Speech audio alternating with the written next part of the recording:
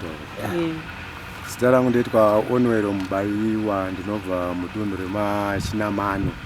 Ndakazvarirwa Maseke, ndakakurira Maseke, Local Village, Chinamano Village. Nyaya yangu ndeyekuti mwana wangu akatanga pane last gore rakapera, ndopakatanga nyaya yekuti aisvikirwa nekoma wake akapondwa zvisina kutsarukana. Saka anoti kana asvika anotanga unopwanya shopu wakafira mwana wangu wekutanga. Ndoma aipwanya chichingodaro zvichidaro chichifamba chichingodaro from last year kusvika this year. Saka nyaya iyi yaiti patainge kana asvikirwa nenyaya yekusaziva chivanhu taidambudzira zvinhu zvaaititaurira taigona kuzviramba nenyaya yekuti hapana chataiziva.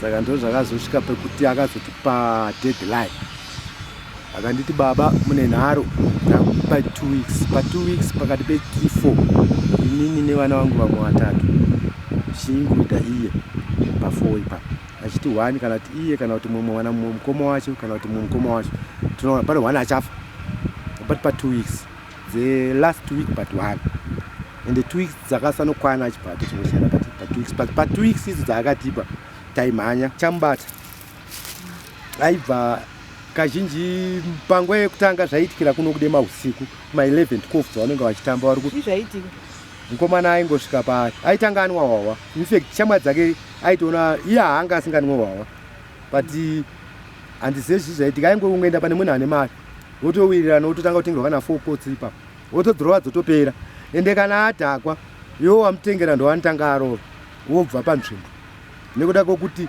munhu anenge apaari haasiriyo waunga naye uchinwa hwawa. Pane mumwe agara papi aiti iye kazvamubata anoenda mushopu imo.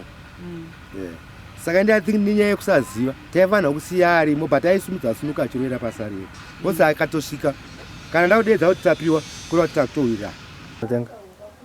Inini ndinoitwa Netsai Chikomo, ndine 43 years, ndina mai vaTashinga, mwana akapondwa padema. Tashinga akatanga kuita mhiko yake last year musi wa15 November. Tashinga mbva tafamba pamusoro pekuita mhiko iyo yanga aponderwa mukoma wake. Mukoma wake anonzi Tapiwa Chirunga muMaseke.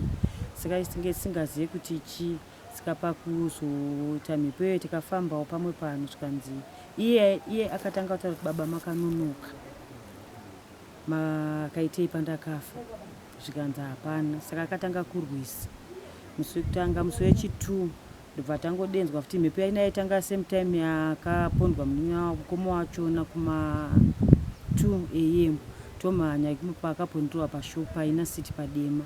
Tomhanya kusvika zvaanenge achiita but anenge asingadi kuenda kumba achiti kumba handisi kukwanisa sei, handisi kukwanisa kuenda. Yetanga henyu inini ndine mai ndonzi mai Tinotenda, ndiri munin'ina wamai vaTashinga mukomana wekufa. Ndine munin'ina ndinotedzana namai vake. Chikumbiro changu ndechekuti ndiri kunyanya kurwadziwa nekurufu rwaTashinga nekuti vana vedu vapera vachiita sei vachipondwa.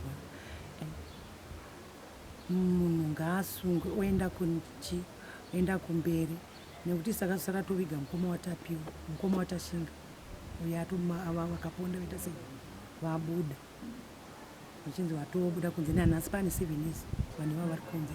Saka achikumbirawo kune vanotonga nyaya vaonewo zvokuita nevanhu vakadaro nekuti kutaura kunodai vanhu ivavo vari mukati dai vana vedu vasina kufa.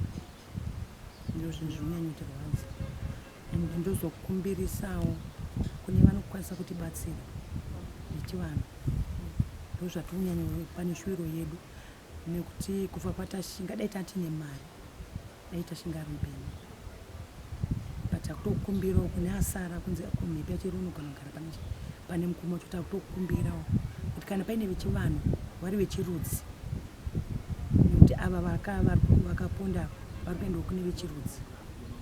Saka pataienda isusu kune vemazezuru vaikurirwa, saka takudawo vemarudzi anokwanisa kutibatsirawo kuti Tapiwa naTashinga vagone kunorwisa hondo vasaramba vachidzoka mumba medu nekuti tasarwa nemwana mumwe chete.